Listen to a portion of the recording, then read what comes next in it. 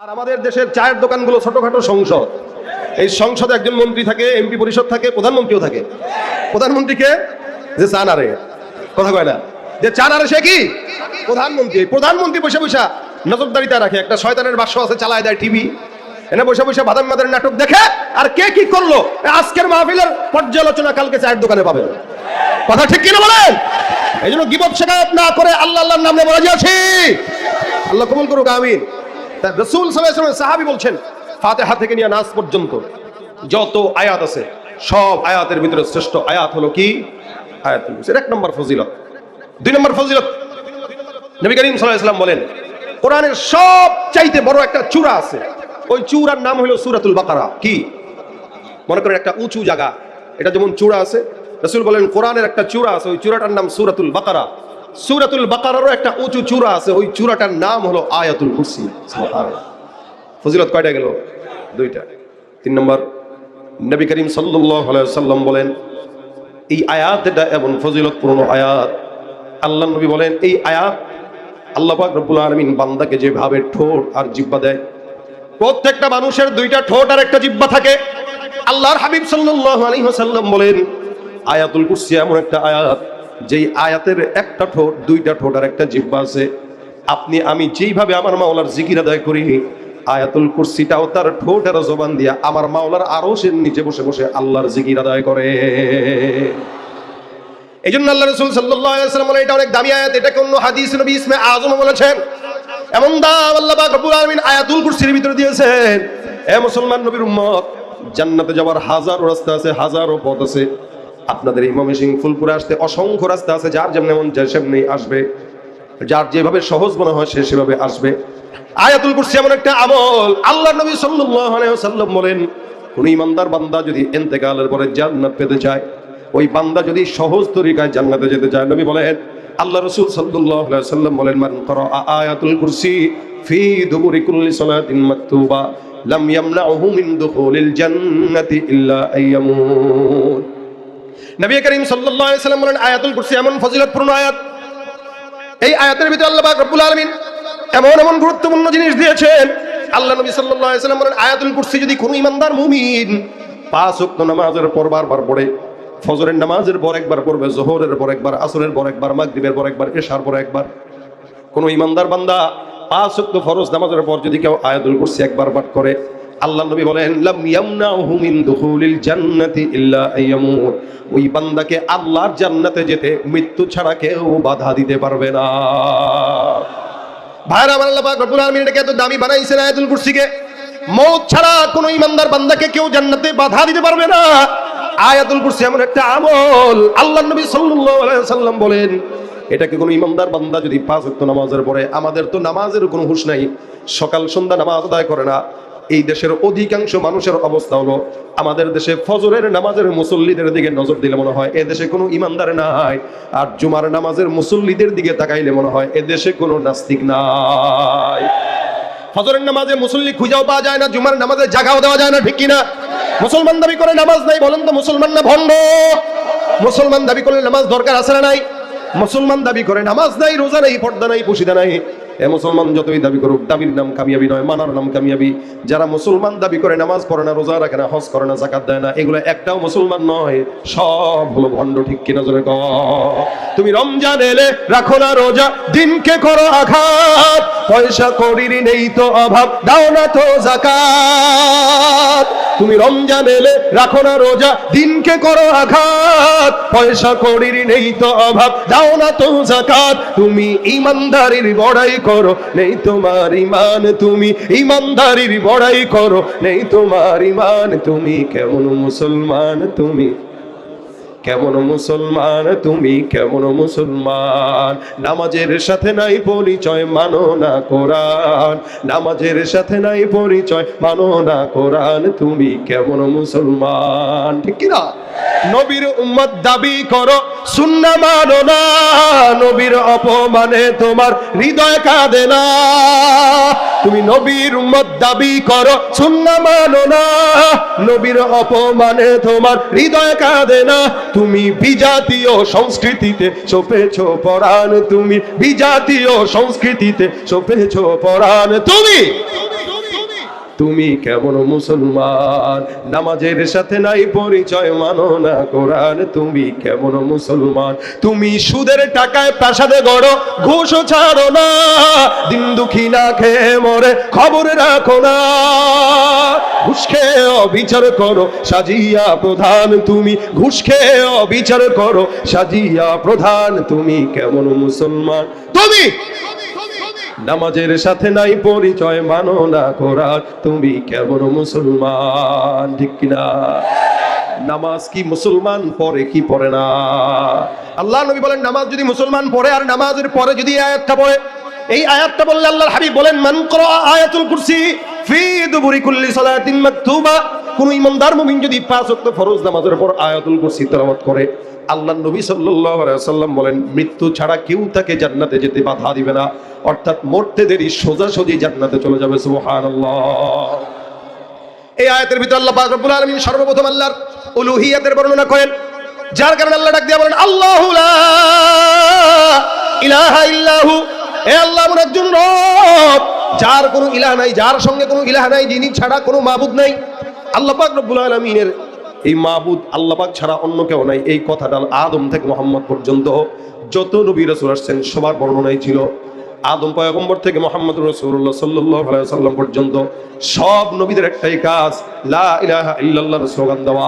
আমার আপনার পয়গম্বর আল্লাহর হাবিব সাল্লাল্লাহু আলাইহি ওয়াসাল্লাম একই আওয়াজ দিয়েছেন, নবীর সারা জিন্দেগি দিয়া আইয়ুহান নাসু কুলু লা ইলাহা ইল্লাল্লাহ তুফলিহুন। আল্লাহ নবী একই কথা গোটা উম্মতকে বলেছেন। আদম পয়গম্বর বলেছেন, ঈসা পর্যন্ত যত নবী রাসূল এসেছে সব পয়গম্বররা একই কথা বলেছেন। আল্লাহ কয়জন? কয়জন? কয়জন? আল্লাহ যদি একাধিক হতো এই আসমান আর জমিন টিকতো না। আমার আল্লাহ বলেন, লাউ কানা ফীহিমা আলিহাতুন ইল্লাল্লাহু লাফাসাদাতা। আমার আল্লাহ পাক রব্বুল আলামিন বলেন, লাউ কানা ফীহিমা, আসমান আর জমিনের ভিতরে, লাউ কানা ফীহিমা আলিহাতুন ইল্লাল্লাহু লাফাসাদাতা।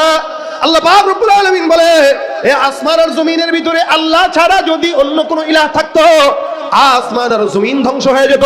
এক জায়গায় আল্লাহ বলতো এখানে বৃষ্টি হবে, আবার আরেক আল্লাহ বলতো না না বৃষ্টি হবে না। এভাবে দুই নেতার ভিতরে পার্থক্য লেগে যেত, ঝগড়া লেগে যেত। দেখেন না, সমাজে যখন নেতা বেড়ে যায় তখন জনগণ দিশাহারা হয়ে যায়, ঠিক কিনা? এখন এর অবস্থা যা, নেতা বেশি ঝগড়াও বেশি। এই জন্য আল্লাহ পাক রব্বুল আলামিন একজন, ওনার সঙ্গে অন্য কোনো শরীক নাই। আল্লাহ পাক রব্বুল আলামিনকে উলুহিয়ত, আল্লাহর উলুহিয়ত বলেন, রুবুবিয়ত বলেন, সিফাত বলেন, যা কিছু আছে সব কিছুতেই আল্লাহকে একক মানা, এটা একটা ইমানদারের কাজ। আমরাও যেরকম বিশ্বাস করি আসমান আর জমিন বানাইছেন কে? বলে আল্লাহ। ইহুদিরাও বিশ্বাস করে আসমান জমিন বানাইছে আল্লাহ, নাসারাও বিশ্বাস করে আসমান জমিন বানাইছে আল্লাহ। আবার আল্লাহ পাক রব্বুল আলামিন বলেন, ওয়ালা ইন সাআলতাহুম মান খালাকাস সামাওয়াতি ওয়াল আরদ, ওয়ালা ইন সাআলতাহুম মান খালাকাস সামাওয়াতি ওয়াল আরদ লা ইয়াকুলুন্না আল্লাহ। আল্লাহ পাক বলেন, ইহুদি নাসারাকে যদি প্রশ্ন করা হয় আসমান আর জমিন বানাইছে কে, এই প্রশ্নের জবাব দিয়ে তারা বলবে আসমান আর জমিনের মালিক অবশ্যই আল্লাহ। তাদেরকে যদি প্রশ্ন করা হয় লা ইন সাআলতাহুম মান খালাকাহুম লা ইয়াকুলুন্না আল্লাহ, এই তাদেরকে কে বানাইছে, এক বাক্যে তারা জবাব দিয়ে বলবেন আমাদেরকে সৃষ্টি করেছেন আল্লাহ। নজরের ভিতরে পরে সব কিছু বানাইছেন কে? আল্লাহর সঙ্গে অন্য কাউকে শরীক করা ইমানদারের কাজ নাকি কুফরি কাজ? এ মুসলমান, এরপর আল্লাহ পাক ডাক দিয়া বলে, তারাও বিশ্বাস করে তোমরাও বিশ্বাস করো, তাদের বিশ্বাস তোমাদের বিশ্বাসের মধ্যে পার্থক্য কি? আল্লাহ পাক রব্বুল আলামিন অন্য আয়াতের মধ্যে বলেন, ওয়াকালাতিল ইয়াহুদু উযাইরুন ইবনুল্লাহ ওয়াকালাতিন নাসারাল মাসীহু ইবনুল্লাহ। আমার আল্লাহ পাক রব্বুল আলামিন বলেন, ইহুদিরা এই কথা বলে যে ওজাইর একজন পয়গম্বর ছিল। ইহুদিরা বলে হযরত ওজাইর ছিলেন আল্লাহর সন্তান। নাউযুবিল্লাহ, ওজাইর হলো আল্লাহর সন্তান, এটা ইহুদিদের কথা। আল্লাহ পাক বলেন, ওয়াকালাতিন নাসারাল মাসীহু ইবনুল্লাহ। আর খ্রিস্টানরা বলে, নাসারারা বলে হযরত ঈসা পয়গম্বর ছিল আল্লাহর সন্তান। নাউযুবিল্লাহ। এরা একজন আল্লাহকে আরেকজনের সন্তান বানায় দেয়, একজনকে আল্লাহর সন্তান বানায়, ও একজনকে আল্লাহর সন্তান বানায়। এ মুসলমান, আল্লাহ পাক রব্বুল আলামিন ইমানদারদেরকে সবক দিয়ে শিখাইলেন, কুল হুয়াল্লাহু আহাদ আল্লাহুস সামাদ লাম ইয়ালিদ ওয়া লাম ইউলাদ ওয়া লাম ইয়াকুল লাহু কুফুয়ান আহাদ। আল্লাহ এমন একজন কুদরতওয়ালা রব, যিনি কাউকে জন্ম দেয় নাই, কারো থেকে জন্ম নেয় নাই, তিনি হলেন একমাত্র কে? তুমি পারো করতে মোচন অভাব দুঃখী লোকে, তুমি পরম মুক্ত মুক্তিদাতা মালিকে জগতের, তুমি পারো করতে মোচন অভাব দুঃখী লোকের, তুমি পরম মুক্তিদাতা মালিকে জগতের, তোমার কাছে চাই যে পানা, তোমার কাছে চাই যে পানা, আমরা প্রতিদিন তোমার দয়ায় পূর্ণ আমার সারা নিশিদিন। আল্লাহ তুমি দয়ার সাগর, আল্লাহ তুমি দয়ার রহমানুর রহিম, তোমার দয়ায় পূর্ণ আমার সারা নিশিদিন। রব কয়জন? একজন ছাড়া অন্য কাউকে রব মানা যাবে? একজন ছাড়া কাউকে যেভাবে রব মানা যাবে না, একজন ছাড়া কারো সামনে গোলামিও করা যাবে না, মাথা উন্নত করা যাবে না। এটা ইমানদারদের কাজ। আল্লাহরেও মানবেন, আবার দলের লিডারের গোলামিও করবেন, আল্লাহরেও মানবেন, আবার পীরের পায়েও সেজদা দিবেন। কোশ্চেন কালেও ইমান টিকে থাকার কথা নয়। রব কয়জন? সেজদা কয়জনকে দিব? মাথা নত কার সামনে করব? মাথা নত করতে যায় যদি বুলেট আমার মাথা ছেড়ে হয়ে যায়, মাথা নত করতে যায় যদি বুলেট আমার বুক ছিদ্র করে, জমিনের ভিতরে যতদিন রক্ত থাকবে আল্লাহ ছাড়া কারো গোলামি করব না, কারো গোলামি করব না। এক হাজি বলেছ তো কি হয়েছে? লক্ষ হাজি ঘরে ঘরে জন্ম নিয়ে নেবে, ঠিক কিনা?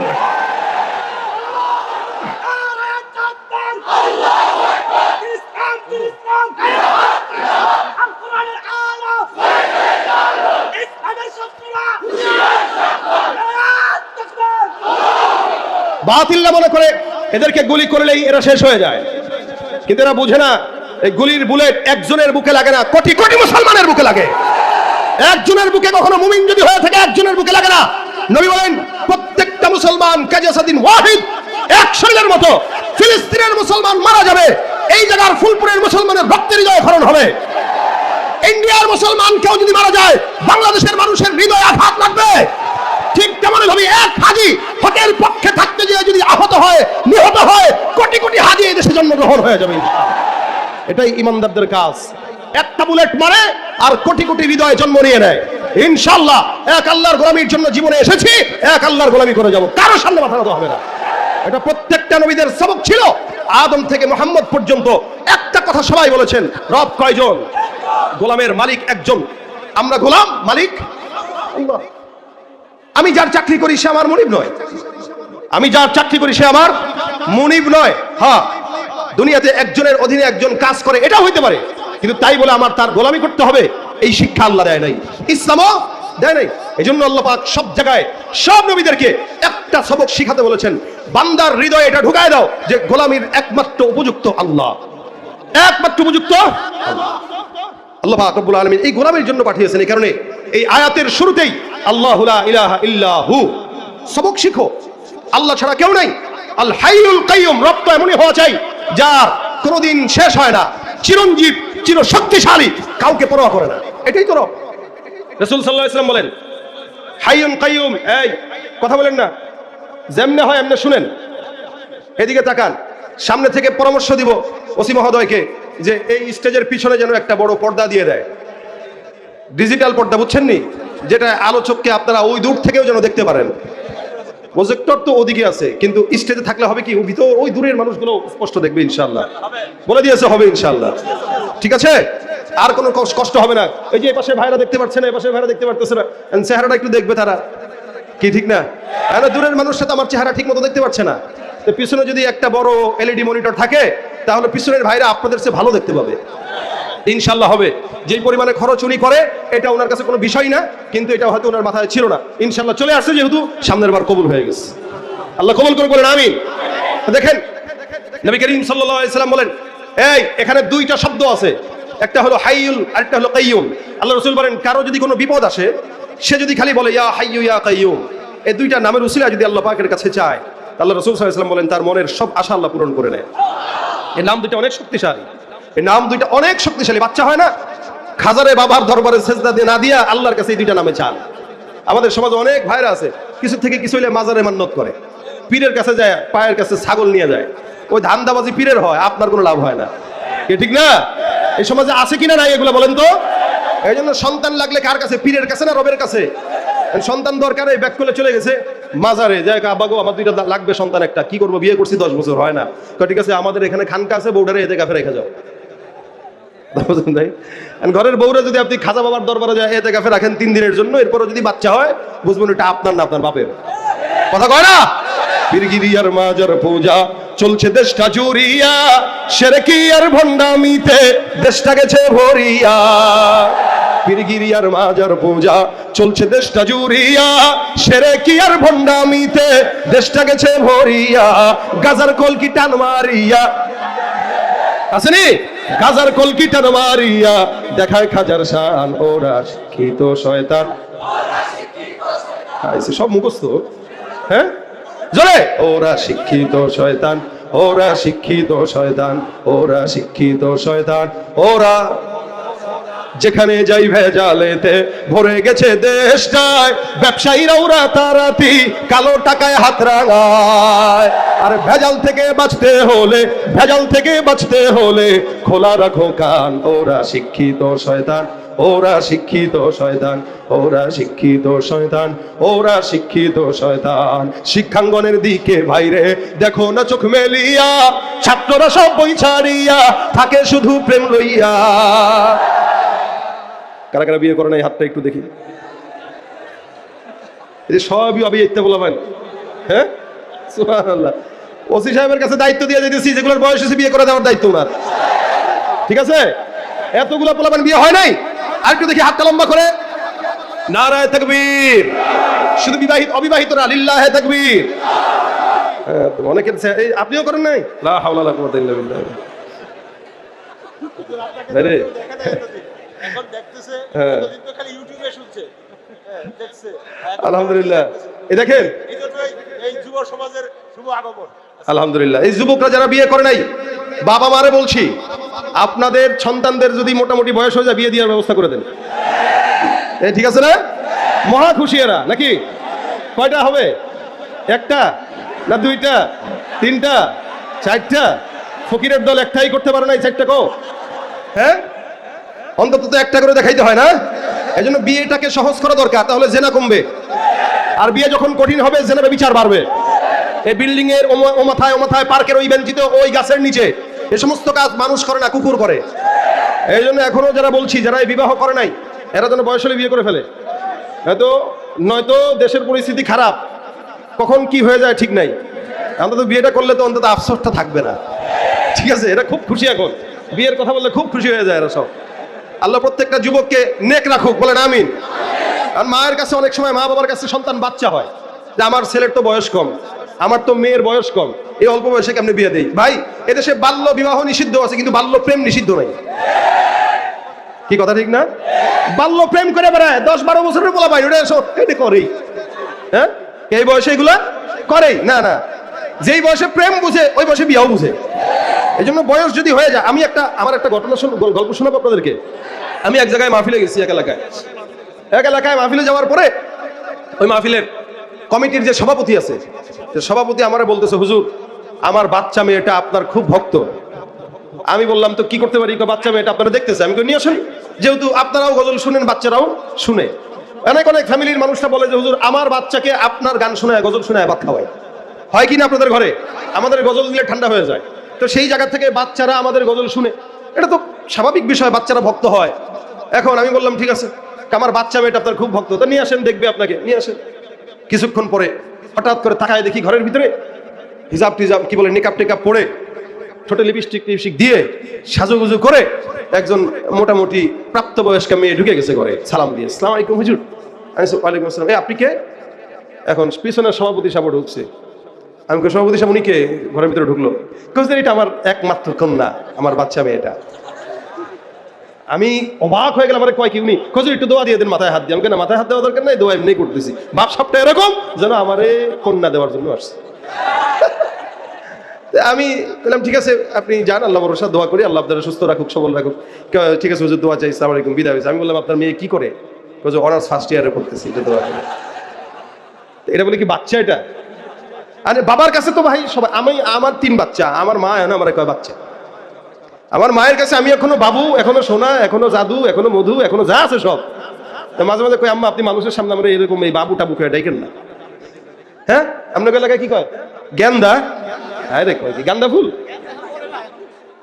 এখন তো এই যুগে এসে তো গেন্দা করার কথা না। তাহলে যাই হোক, বাচ্চা যদি বয়স 60 বছরও হয়, মা বাবা থাকলে তার কাছে সে বাচ্চা, কি ঠিক না? আর মা বাবা তো বুঝে না যে আমার বাচ্চা অন্যদিকে আরো বাচ্চা হয়ে দিতেছে, কি কথা ঠিক না? এই জন্য সময় হলে বিয়ে করব, কোন গুনাহের পথে যাব। যুবকদেরকে বলি কি, বুড়ারা তো এখন পরকীয়া লিপ্ত, কি ঠিক না? এই জন্য তো আমাদের দেশে 60 বছরের বুড়া বেটাও 18 বছরের মেয়ের বিয়ে করে, পরকীয়া করে। পরকীয়া আপনাদের এই সমাজে আছে?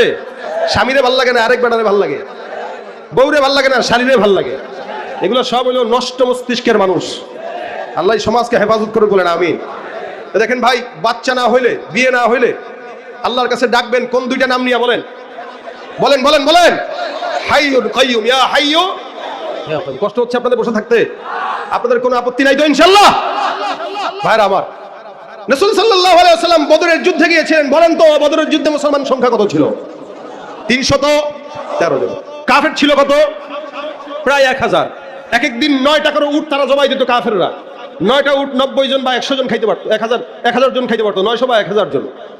ওই অবস্থাতে ওই সময় যতদিন যুদ্ধ ছিল, কাফেরদের রাসূল সাল্লাল্লাহু আলাইহি ওয়াসাল্লাম এক ইহুদিকে জিজ্ঞাসা করেছিল, সে বলেছে প্রতিদিন আমাদের 9টা করে 10টা করে উট লাগতো। তার মানে রাসূলের এই অবস্থার উপর ভিত্তি করে নবী বলেছেন, তার মানে বদরের যুদ্ধে 1000-এর মতো কাফের ছিল।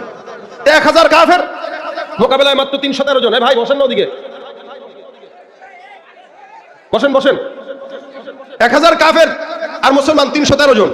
হযরত আলী রাদিয়াল্লাহু তাআলা আনহু বলেন, আমি রাসূল সাল্লাল্লাহু আলাইহি ওয়াসাল্লামের তাবুতে গেলাম, যে এতগুলা কাফেরের বিরুদ্ধে আমরা কয়জন যুদ্ধ করব, তাও আমাদের কাছে হাতিয়ার নাই, আমাদের কাছে উট নাই, ঘোড়া নাই, তরবারি নাই, কিচ্ছু নাই, তাও রমজান মাস, রোজার হাল, কি করব? নবীর কাছে যায় দেখলাম আল্লাহ রাসূল সাল্লাল্লাহু আলাইহি ওয়াসাল্লাম সিজদায় পড়ে রইলেন। আল্লাহ নবী সিজদায় পড়ে দুইটা শব্দ দিয়ে আল্লাহকে ডাকলেন, ইয়া হাইয়ু ইয়া কাইয়ুম। বারবার এই দুইটা নাম নিয়ে আল্লাহ রাসূল সাল্লাল্লাহু আলাইহি ওয়াসাল্লাম ডাকেন। হযরত আলী রাদিয়াল্লাহু তাআলা আনহু বলেন, আমি আবারও গেলাম পয়গম্বরের কাছে, আবারও দেখলাম এই দুইটা নাম নিয়ে উল্লেখ করেন। আবারও গেলাম, আল্লাহর নবী আবারও দেখলাম দুইটা নাম, ইয়া হাইয়ু ইয়া কাইয়ুম। বারবার আল্লাহর নবী দুইটা নাম নিয়ে ডাকে। আমি বারবার যতবার নবীর কাছে গেলাম, হঠাৎ করে সর্বশেষ যখন আমার পয়গম্বরের কাছে গেলাম, আল্লাহর নবী সাল্লাল্লাহু আলাইহি ওয়াসাল্লামকে দেখলাম একই নাম নিয়ে বারবার আল্লাহর দরবারে যায়। আমি পয়গম্বরের দুয়ার থেকে আবার যুদ্ধের ময়দানে চলে গেলাম। আল্লাহর কসম, আমি সর্বশেষ যখন যুদ্ধের ময়দানে যাই, আমি তাকায় দেখলাম আল্লাহ পাক জন্য হয় আসমান থেকে সাদা পোশাকওয়ালা ফেরেশতাদেরকে যুদ্ধের জন্য পাঠিয়ে দিয়েছেন। সাহাবা একরামদের সঙ্গে আল্লাহর ফেরেশতারা জিহাদ করার জন্য, লড়াই করার জন্য তৈয়ার। আমার আল্লাহ ডাক দিয়ে বলেন, লাকাদ নাসারাকুমুল্লাহু বিবাদরিন ওয়া আনতুম আযিল্লা। এ সাহাবা একরামের দল, তোমরা ছিল দুর্বল, তোমরা ছিল লাঞ্ছিত, তোমরা ছিল সবল নয়। আমি আল্লাহ পাক রব্বুল আলামিন, আমি আল্লাহর দয়ার বরকতে, পয়গম্বরের দোয়ার বরকতে সাহাবা আজমাইনদের কাছে এই 313 জন দুর্বল সাহাবা একরামদের গলার ভিতরে বিজয়ের মালা পরায় দিয়েছি। সুবহানাল্লাহ। আমার পয়গম্বর দুইটা নাম নিয়ে আল্লাহর দরবারে ডাকছে, আল্লাহ পাক রব্বুল আলামিন কবুল করে ফেলেছে।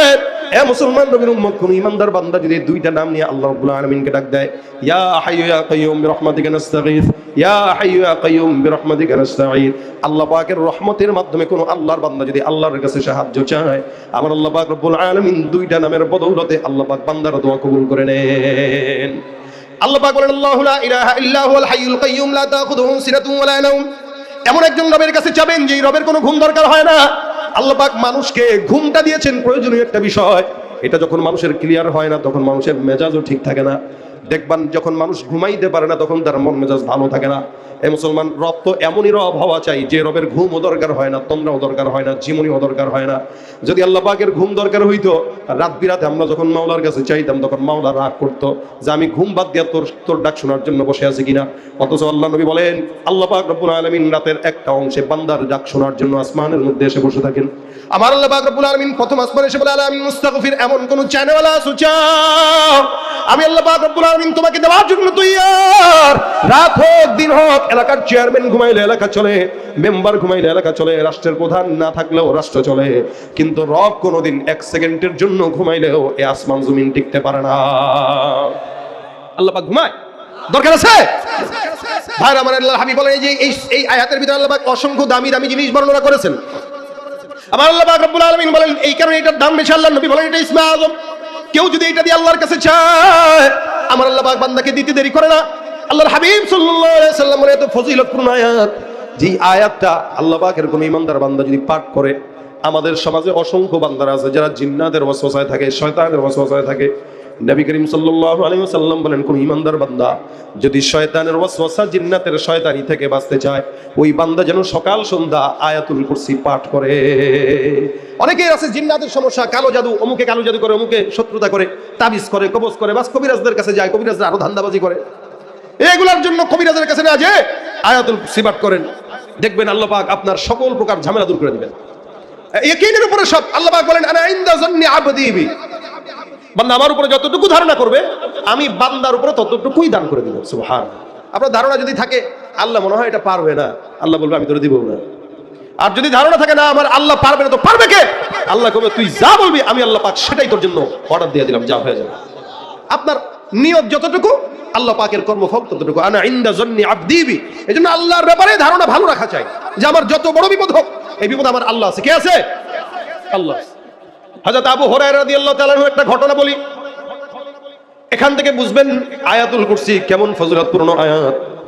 আল্লাহ নবীর সাহাবী আবু হুরায়রা বলেন, আল্লাহর হাবিব সাল্লাল্লাহু আলাইহি সাল্লাম আমাকে একবার সাদাকাতুল মালের দায়িত্ব দিয়েছিল দেখাশোনা করার জন্য।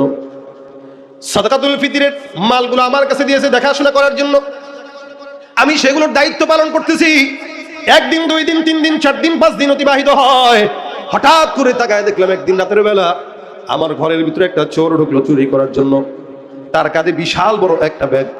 এই ব্যাগটা আল্লাহর বান্দা নিয়া তার ব্যাগের ভিতরে কিছু খেজুর ঢুকাইতেছে না বলে, আমি ঘরের ভিতরে ইবাদত করা অবস্থায় হঠাৎ করে তাকে ধরে ফেললাম। তাকে আমি ধরে ডাক দিয়া বললাম, কি ব্যাপার, কে তুমি?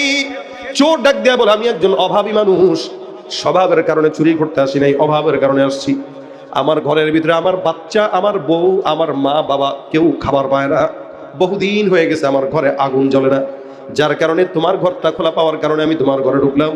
কিছু খেজুর দেখলাম, এই খাবারগুলো নেওয়ার জন্য আমি একটু উদ্বুদ্ধ হয়েছিলাম। আমার যে খেজুরগুলো নিলাম, খাবারগুলো নিলাম, এগুলো আমার স্বভাবের কারণে নেই।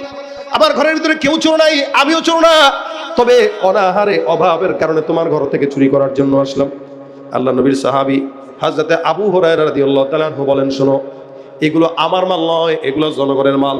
এই যা কিছু দেখতেছো পয়গম্বর মুহাম্মদুর রাসূলুল্লাহ সাল্লাল্লাহু আলাইহি ওয়াসাল্লাম আমার কাছে আমানত রেখেছেন। আমার পয়গম্বর আমার কাছে আমানত রেখেছেন। এগুলো আল্লাহর নবীর সম্পদ, জনগণের সম্পদ, জনগণের মাল, এগুলো আমার কাছে দায়িত্ব। এগুলো খবরদার এখান থেকে নেওয়া মানে জনগণের আমানত নষ্ট করা। আল্লাহর নবী আমানতদারিতার ব্যাপারে বলেছেন, আয়াতুল মুনাফিকি সালাস, মুনাফিকের আলামত 3টা। 1 নম্বর, যখন কথা বলে তখন মিথ্যা কথা বলে। মুনাফিকের 1 নম্বর গুণ হলো যখন কথা বলে কি বলে? মিথ্যা বলে। 2 নম্বর, যখন তার কাছে আমানত রাখা হয় তখন আমানতের খেয়ানত করে। আর যখন সে ওয়াদা দেয় তখন ওয়াদা ভঙ্গ করে। 3টা হলো মুনাফিকের গুণ। বলেন তো আমাদের সমাজে এই 3টা গুণওয়ালা মানুষের অভাব আছে? আকসার মানুষ কথা বলতে গেলে মিথ্যা কথা বলে, সত্য ভুলেই গেছে। আমানত রাখলে নিজের মনে করে খায়, বাপের মনে করে খায়। আর যখন ওয়াদা করে তখন ওয়াদা ভুলে যায়। এগুলো হলো মুনাফিকের আলামত।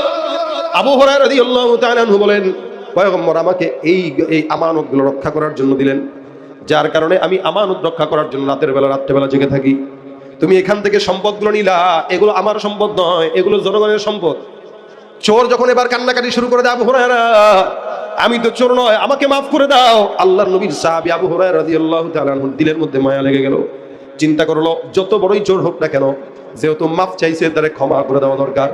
কিন্তু মনে রাখবেন, চোর যারা তারা একবার মাফ চায়, 10 বার মাফ চায়, 100 বার মাফ চায়। চোরের কাজই হলো মাফ চাওয়া, কিন্তু স্বভাব কোনোদিন পরিবর্তন হয় না।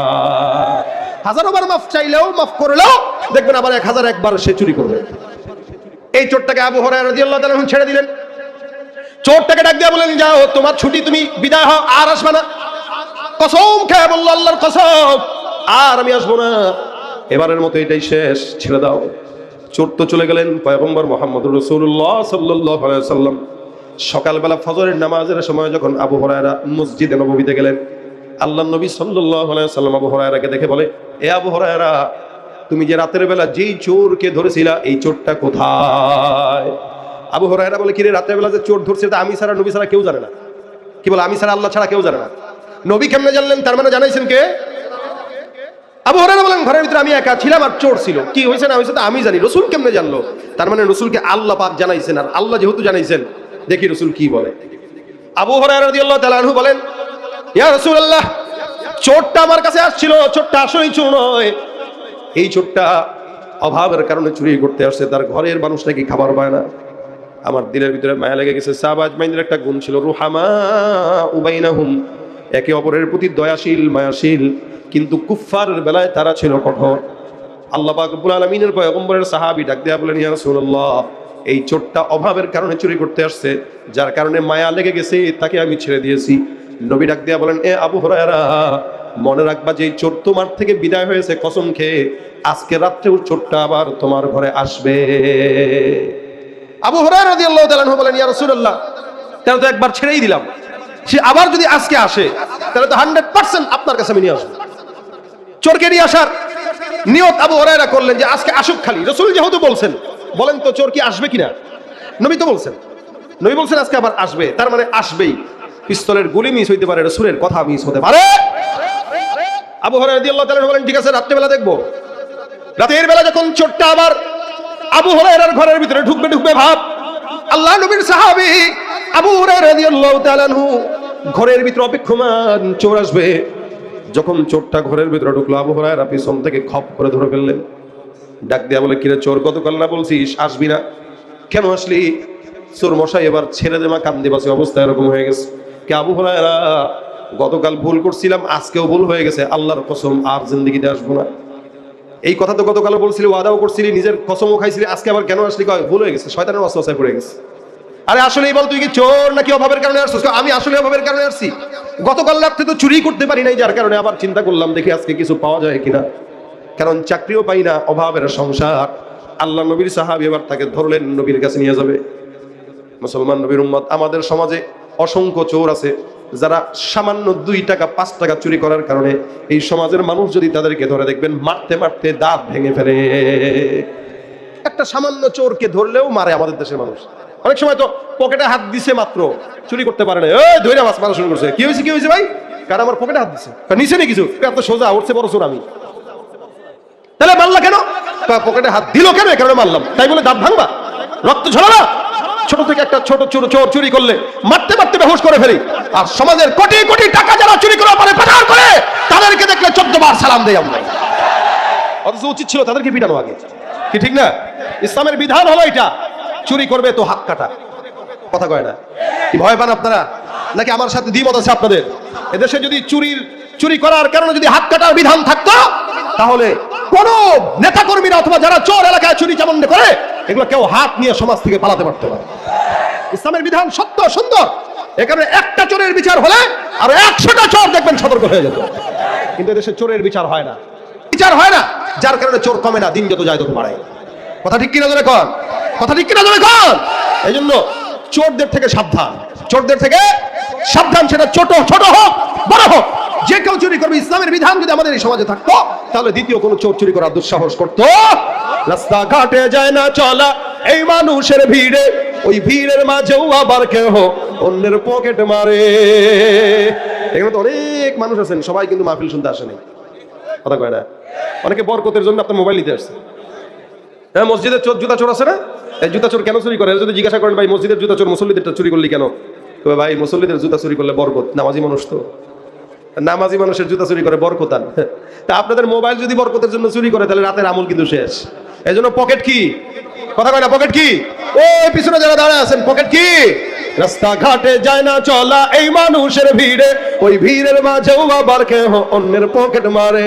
তাকেও যদি মানুষ বলো আমার বলার কিছুই নাই, তাকেও যদি মানুষ বলো আমার বলার কিছুই নাই। মানুষ দেখতে চলো এবার জাদুঘরে যাই সবাই। হায় রে সাধের দুনিয়ায় মানুষ পাওয়া বড় দায়, মানুষ দেখতে চলো এবার জাদুঘরে যাই সবাই। ঠিক না ভাইরা? আবার চোরটা দ্বিতীয় দিন আসলো। আবু হুরায়রা রাদিয়াল্লাহু তাআলা দ্বিতীয় দিনও ধরলেন। ধরার পর ডাক দিয়ে বলেন, কেন আসলা? বলে, সন্তান মা বাবা যারা না খেয়ে আছে তাদের জন্য আসছি। আবু হুরায়রা বলেন, ঠিক করো নাই, আজকে রাসূলের কাছে তোমাকে নেওয়া হবে, বিচার করবেন মুহাম্মদুর রাসূলুল্লাহ। এ মুসলমান, সমাজের বিচারের দায়ভার যদি আলেম ওলামা আল্লাহওয়ালাদের কাছে দিত, আল্লাহর কসম বিচারগুলো ন্যায্যভাবেই হতো। আবু হুরায়রা রাদিয়াল্লাহু তাআলা তাকে ধরলেন। চোর এবার কিছুক্ষণ পরে আবু হুরায়রা, ভাই রে ভাই, আল্লাহর ওয়াস্তে মাফ করে, তার জিন্দেগিতে আসলে কান ধরছি, মায়ের কসম, বাপের কসম, আমার বাচ্চার কসম, যত কসম আছে সব দিয়া মনটা গলানোর চেষ্টা করতেছে। আবু হুরায়রা বলেন, ঠিক আছে, আর কত দরকার নেই, আর আসবিনি? কয় না। ঠিক আছে, আল্লাহর জন্য, আল্লাহকে সাক্ষী রেখে তোরে ছাড়লাম। স্যার ভাই সত্যি কথা, জিন্দেগিতে আর আসবো না, এটাই শেষ। ছেড়ে দিছে। চোর তো দৌড়। সকালবেলা ফজরের নামাজে যখন আবু হুরায়রা মসজিদে গেলেন, আমার নবী ডাক দিয়া বলেন, আবু হুরায়রা, চোর কোথায়? আবু হুরায়রা বলে, ইয়া রাসূলুল্লাহ, চোর কান্নাকাটি করছে, তাওবা করছে, বিপদের ভিতরে পড়ে গেছে, যার কারণে বলছে আর জিন্দেগিতে আসবে না। আল্লাহ নবী বলেন, চোর ওয়াদা করছে? বলে হ্যাঁ। যতবার ওয়াদা করুক না কেন সে মিথ্যুক, দেখবা আজকে রাতেও চোর আবার তোমার ঘরে ঢুকবে। তাহলে এটা নিয়ে কয়দিন হইলো? একবার, দুইবার, তিনবার যদি মাফ করেন তাহলে জিন্দেগিতেও চোর ভালো হবে। সন্ত্রাসীদেরকে একবার, দুইবার, তিনবার মাফ করলে ভালো হবে। এই জন্য যখন যেটা বিচার করা দরকার বিচার করে ফেলতে হবে। বিচার দেরি করা মানেই অবস্থা খারাপ। চোরের বিচার যদি প্রথম 2 দিনে করতো তাহলে 3য় দিন আসতো না। নবী বলতেছেন আবার আজকেও আসবে। হুজুর, এই যদি আজকে আসে পরে বানবো, তারপর আপনার কাছে আনবো। রাসূল বলেন, ঠিক আছে, দেখি তুমি কি করতে পারো।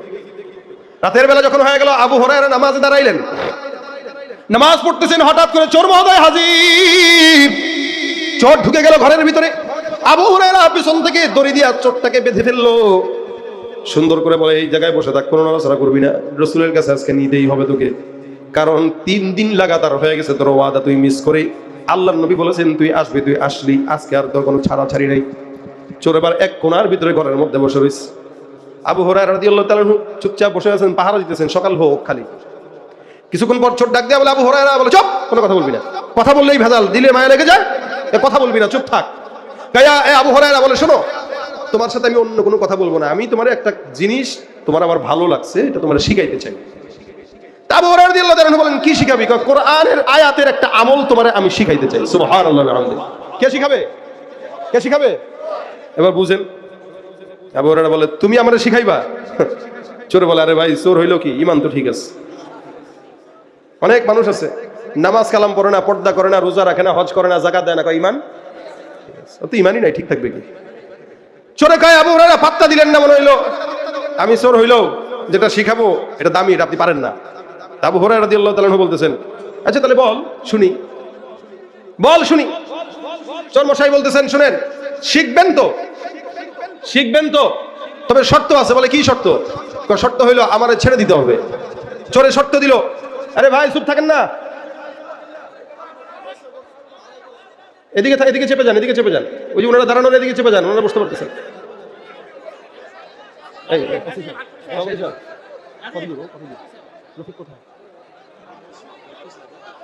আমি ছেড়ে দেবো, বেশিক্ষণ না,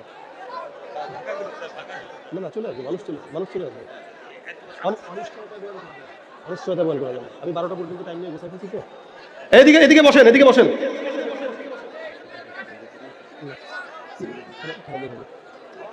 এদিকে বসেন না।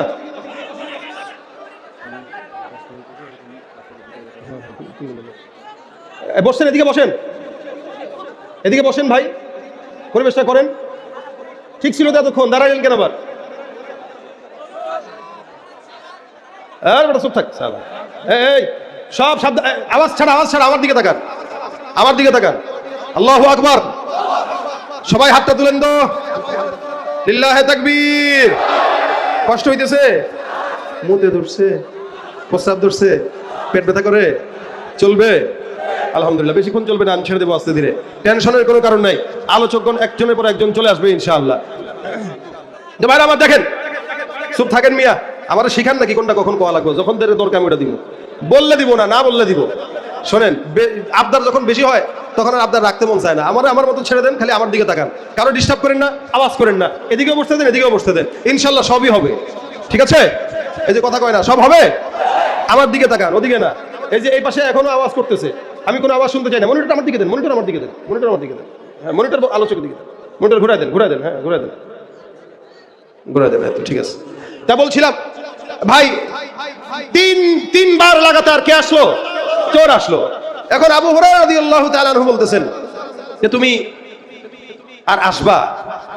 আমি আসার আশা না, আমি আপনারা যেটা শিখাবো এটা এমন দামি জিনিস, এটা এমন দামি জিনিস, এটা যদি আপনি না শিখেন আপনার জিন্দেগি বরবাদ।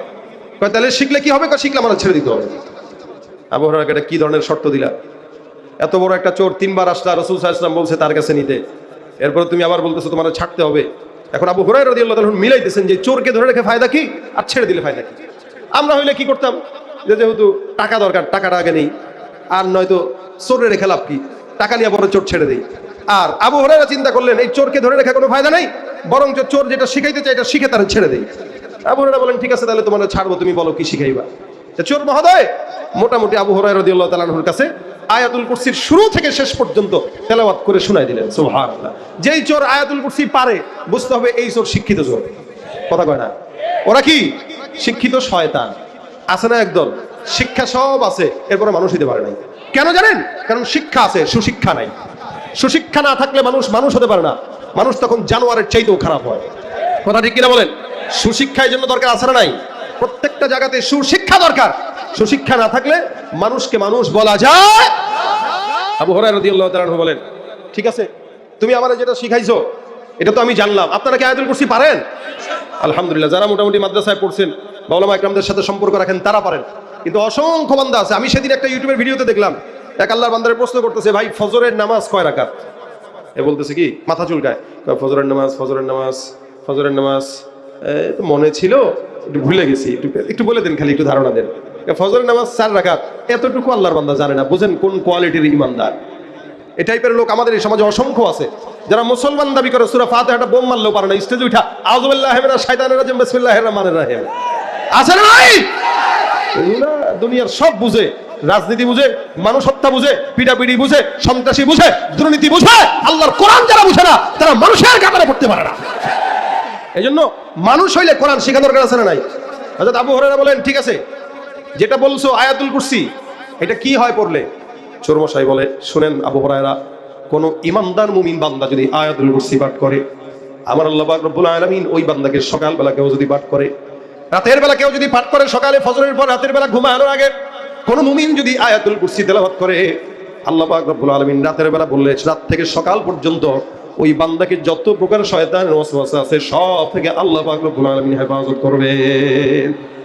আবার যদি সকালবেলা পাঠ করে তো সকাল থেকে সন্ধ্যা পর্যন্ত যত কিছু শয়তানি ওয়াসওয়াসা আর শয়তানের আক্রমণ সব কিছু থেকে হেফাজত করবেন কে? কে করবেন? আল্লাহ করবেন। সকালে পড়লে রাত পর্যন্ত, রাত্রে পড়লে সকাল পর্যন্ত, হেফাজতের দায়িত্ব কার হাতে? আবু হুরায়রা বলেন মাশাআল্লাহ, তুই তো আমার ভালো জিনিস শিখাইলি রে, এইটা তো আমি জানতাম না চোর মশাই। আমি জানি তো এটা আপনি জানবেন না, কারণ এই জ্ঞান আমার আছে, অন্য কারো নাই। আপনি আজকে থেকে ট্রায়াল দিবেন, দেখবেন আল্লাহ পাক আপনাকে আয়াতুল কুরসির বদৌলতে সমস্ত শয়তানের ওয়াসওয়াসা থেকে হেফাজত করবেন। এটা বলে চোর বিদায় নিয়ে চলে গেল। সকালবেলা ফজরের নামাজের সময় মসজিদে নববীতে আখেরি পয়গম্বরের কাছে দেখা। আবু হুরায়রা রাদিয়াল্লাহু তাআলা আনহু ডাক দিয়ে বলেন ইয়া রাসূলুল্লাহ, আমি যে আসলাম খালি হাতে। পয়গম্বর বলেন চোর কোথায়?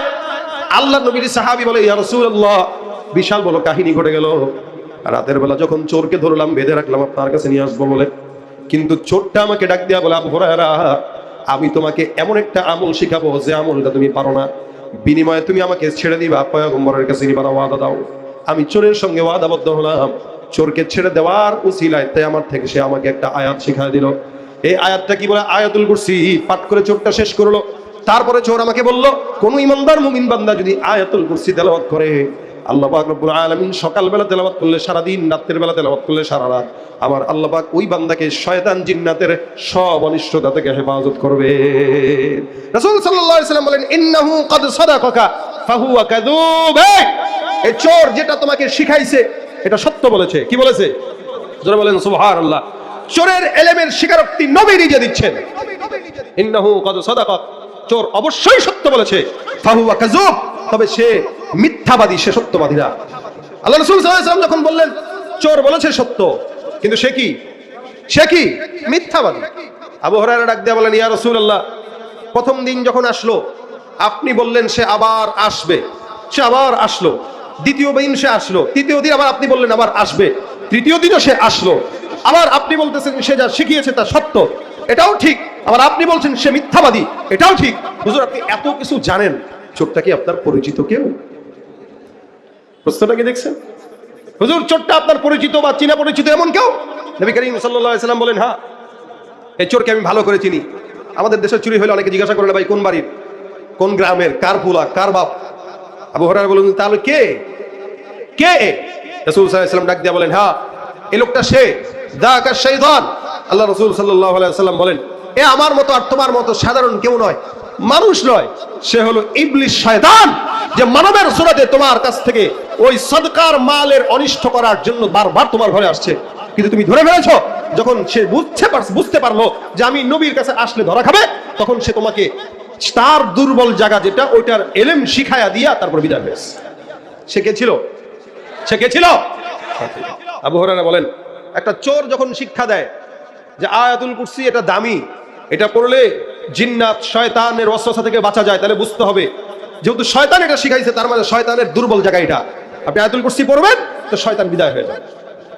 এই জন্য রাসূল সাল্লাল্লাহু আলাইহি ওয়াসাল্লাম বলেন, কেউ সকালবেলা পড়বে, রাতের বেলা পড়বে, তো আল্লাহ পাক রব্বুল আলামিন সকাল আর রাত সারা দিনের 24 ঘন্টার জিম্মাদারি কার হাতে যাবে? কার হাতে যাবে? আল্লাহর হাতে যাবে। এই কারণে ভাইরা আমার, যদি শয়তানের ওয়াসওয়াসা থেকে বাঁচতে চান, চোরের চুরি থেকে বাঁচতে চান, নিজের সম্পদ ঘরে রাখছেন, লক্ষ লক্ষ টাকা বা ব্যাংকের ভিতরে জমানো টাকা রাখছেন, দেশের পরিস্থিতি ভালো না, চোরটা বেড়ে গেছে, এই অবস্থায় আপনার সম্পদের হেফাজতের আপনার দায়িত্ব। আপনি সম্পদ যেখানে রাখবেন আয়াতুল কুরসি পরে ওই জায়গায় একটু ফু দিয়ে দেন, দেখবেন আল্লাহ পাক আয়াতুল কুরসির বদৌলতে আপনাকে হেফাজত করবে। যেমন আপনার ঘরকে বাঁচাইতে চান, ঠিক দেশকে বাঁচাইতে চাইলো আমরা যদি আয়াতুল কুরসি পরে আল্লাহর কাছে চাই যে আল্লাহ আমার এই দেশকেও চোর আর সন্ত্রাসের হাত থেকে বাঁচান, ইনশাআল্লাহ আল্লাহ পাক আমার দেশকেও হেফাজত করবে। কথা বলেন ঠিক কিনা? আমরা চাই না আমার এই দেশে অন্যরা দাদা বাবুরা আধিপত্য বিস্তার করুক, এটা আমরা চাই না। ওই সমস্ত শয়তানদের থেকে বাঁচতে হলেও আয়াতুল কুরসি একটা ইসমে আজম। কথা বলেন ঠিক কিনা? আমরা চাই না আবার আগামীতে আমরা এই দেশকে বিক্রি করব তাদের হাতে, যারা আমার দেশকে বারবার দাদা বাবুদের কথায় বিক্রি করে, বিদেশি প্রভুদের কাছে বিক্রি করে। আমরা চাই না এই দেশ বারবার বিক্রি হোক। এই সব শয়তান আর জিন্নাত, মানব শয়তান হোক, জিন শয়তান হোক, এগুলোর থেকে বাঁচতে গেলে আয়াতুল কুরসির বিকল্প কোনো কিছু নাই। আল্লাহ আমার সমাজকে হেফাজত করুক, বলেন আমিন। শুধু তাই নয়, রাসূলের আরেক সাহাবী হযরত উবাই ইবনে কাব রাদিয়াল্লাহু তাআলা আনহু, উনি একবার ওনার একটা খেজুর বাগান ছিল, এই খেজুর বাগানে গেছেন, যাওয়ার পরে তাকায় দেখেন দূরে একটা ছোট্ট বালক দেখা যায়। সাহাবী উবাই ইবনে কাব রাদিয়াল্লাহু তাআলা আনহু ছোট্ট বালকের কাছে যায়, যে সালাম দিলেন, বালক সালামের জবাব দিল, যা জিজ্ঞাসা করলেন তোমার চেহারা কেমন দেখা যায়, হাতের কেমন যেন অবস্থা, পশমগুলো বড় বড়, শরীরের গঠনটাও যেন কিরকম। ডাক দিয়া বললেন তুমি কে, তোমার পরিচয় কি? যখন ধরা খাইল, ছোট্ট বালকটা ডাক দিয়া বলে আমি শয়তানের ভিতর থেকে সর্বোচ্চ বড় শয়তান জিন্নাত, তোমার এই খেজুরের সম্পদগুলো নষ্ট করার জন্য তোমার বাগানে আসছি। উবাই ইবনে কাব ডাক দিয়া বলেন তোমার থেকে বাঁচার উপায় কি? ওই জিন্নাতটা ডাক দিয়া বলে শোনো, কোন ইমানদার মুমিন বান্দা যদি আয়াতুল কুরসি পাঠ করে, আল্লাহ পাক রব্বুল আলামিন আমার ওয়াসওয়াসা, শয়তানের ওয়াসওয়াসা থেকে আল্লাহ পাক ওই বান্দাকে হেফাজত করবে, এমন কি তার সকল সম্পদকে হেফাজত করবে। ভাইরা আমার, এইজন্য সমস্ত অনিষ্টতা থেকে বাঁচার জন্য আমল কি? জোরে বলেন তো, কথা কয় না, জোরে বলেন তো। চোরের থেকে বাঁচতে পারবো কি? কথা কয় না। সন্ত্রাস থেকে বাঁচতে পারবো কি? যাদের হাতে যায় ক্ষমতা, দেশ যেন বাপের ভিটা, রাখতে চেয়ার শুরু করে বিদেশিদের পাচাটা। আরো জোরে বলতে হবে, ঠিক কিনা?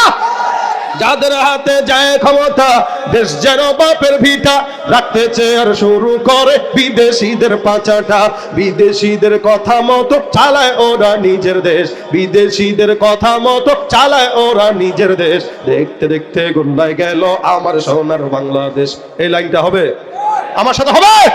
দেখতে দেখতে গোল্লায় গেল, দেখতে দেখতে গোল্লায় গেল আমার সোনার বাংলাদেশ। একে একে শেষ করেছি, সবার দেখা হইল শেষ। দেখতে দেখতে গোল্লায় গেল, দেখতে দেখতে গোল্লায় গেল আমার সোনার বাংলাদেশ। কেউ দিল না, সবাই নিল, আমরা যে কলুর বলদ, সারা বছর নেয় না খবর, নির্বাচনে খুব দরদ। আবারও আসবে না? আসবে, বিভিন্ন সূরাতে আসবে। সাধু সাবধান, কথা বলেন ঠিক কিনা? কেউ দিল না, সবাই নিল, আমরা যে কলুর বলদ, সারা বছর নেয় না খবর, নির্বাচনে খুব দরদ। নির্বাচনের আগে নেতা ধরে কত রকম বেশ, নির্বাচনের আগে নেতা ধরে কত রকম বেশ। দেখতে দেখতে গোল্লায় গেল, দেখতে দেখতে গোল্লায় গেল আমার সোনার বাংলাদেশ। একে একে শেষ করেছি, সবার দেখা হইল শেষ। দেখতে দেখতে গোল্লায় গেল আমার সোনার বাংলাদেশ। দেখতে দেখতে গোল্লায় গেল আমার সোনার বাংলাদেশ। মুসলমানের দেশটা মোদের আছে খাতা কলমে, দোষের দোষী যে বাজারে শাস্তি পায় যে আলেমে। আর মুসলমানের দেশটা মোদের আছে খাতা কলমে, দোষের দোষী যে বাজারেই শাস্তি পায় যে আলেমে। ওরা ইসলাম বেচেই ক্ষমতাটা পাকাপোক্ত করে বেশ, ইসলাম বেচেই ক্ষমতাটা পাকাপোক্ত করে বেশ। দেখতে দেখতে গোল্লায় গেল, দেখতে দেখতে গোল্লায় গেল আমার সোনার বাংলাদেশ। একে একে শেষ করেছি সবার দেখা হইল শেষ, দেখতে দেখতে গোল্লায় গেল আমার সোনার বাংলাদেশ। ঠিক কিনা? যে দেশের মাটি থেকে গন্ধ আসে ওই কালেমার, সে দেশের আকাশ ছুঁয়ে রয়ে দাঁড়িয়ে কত মিনার। যে দেশের মাটি থেকে গন্ধ আসে ওই কালেমার, সে দেশের আকাশ ছুঁয়ে রয়ে দাঁড়িয়ে কত মিনার। আজানের সুরে সুরে জীবন যাদের বেড়ে ওঠা, আজানের সুরে সুরে জীবন যাদের বেড়ে ওঠা, সে দেশে আজকে কেন নাস্তিকতার ঘন ঘটা। দেশটা নয়তো কারো বাপের ভিটা, করবে মন চাহিলেই, কথা ঠিক কিনা? দেশটা নয়তো কারো বাপের ভিটা, করবে করবে মন চাহিলেই। দেশটা নয়তো কারো বাপের ভিটা, করবে মন চাহিলেই যখন যেটা। দেশটা নয়তো কারো বাপের ভিটা, করবে মন চাহিলেই যখন যেটা। দেশটা লক্ষ মায়ের ইজ্জতেরই দামে কেনা, মাটিতে মিশে আছে লাখ শহীদের রক্ত কণা। দেশটা লক্ষ মায়ের ইজ্জতেরই দামে কেনা, মাটিতে মিশে আছে লাখ শহীদের রক্ত কণা। শহীদের রক্তের দামে কেনা মোদের সোনার ভিটা, হাদিদের রক্তের দামে কেনা মোদের সোনার ভিটা। তবে কেন অভ্যাস হলো বিদেশিদের কদম চাটা, তবে কেন অভ্যাস হলো ওই ভারতের কদম চাটা। দেশটা নয়তো কারো বাপের ভিটা, করবে মন চাহিলেই যখন যেটা। যারা আজ চিল্লাইতেছে স্বাধীনতা স্বাধীনতা, দেশ নয় তাদের আদি দাদার লাগি মাথা ব্যথা। আজকে দেখলাম বাংলাদেশকে গভীর পর্যবেক্ষণে রাখছে তারা। আমার সোনার দেশ তোর বাপের কিরে? এদেশ আমার, এদেশ আমার বাবার, এদেশ আমার দাদার। আমার দেশকে পর্যবেক্ষণ করার মতো কোনো যোগ্যতা কোনোদিন দাদাদেরকে আমরা দেই নাই। যারা আজ চিল্লাইতেছে স্বাধীনতা স্বাধীনতা, দেশ নয় তাদের আদি দাদার লাগি মাথা ব্যথা। আসলে মোদের হলো বদনসিবার কপাল ফাটা, আসলে মোদের হলো বদনসিবার কপাল ফাটা। তাই যায় বারে বারে তাদের হাতে ক্ষমতাটা। দেশটা নয়তো কারো বাপের ভিটা, করবে মন চাহিলেই যখন যেটা। দেশটা নয়তো কারো বাপের ভিটা, করবে মন চাহিলেই যখন যেটা। দেশটা নয়তো কারো বাপের ভিটা, করবে মন চাহিলেই যখন যেটা। ঠিক কিনা? তারপরে ভাই আমরা শেষ পর্যন্ত বুঝলাম কি, এখানে যতগুলো মানুষ আছেন প্রত্যেককে আমি একটা শেষ মেসেজটা দিয়ে যেতে চাই। কি? আমাদের নামাজের অভ্যাস তো আলহামদুলিল্লাহ সবারই আছে, কারো কম আছে একটু, কারো বেশি আছে একটু। যদি এখানে হাজারো মানুষের ভিতরে অনেক মানুষ আছে যারা আজকে এশারের নামাজটাও পড়ে নাই, আছে না? খালি জুমার নামাজটা পড়ছে, মাগরিবও পড়ে নাই, আসরও পড়ে নাই। কারণ এদেশে আকসার মানুষ জুমার মুসল্লি, ফজর আর এশার মুসল্লি হইতে পারে না। এই জায়গা থেকে আপনাদেরকে প্রথম ওয়াদা করাবো, প্রথম ওয়াদা 5 ওয়াক্ত নামাজ পড়বো ইনশাআল্লাহ। কারা কারা পড়বো হাত তুলে দেখায় দেয়, নারায়ে তাকবীর। আল্লাহ তুমি নিয়ত কবুল করো বলেন আমিন। আল্লাহ পড়ার তৌফিক দান করো বলেন আমিন। মা বোনদেরকে পড়ার তৌফিক দেয় বলেন আমিন।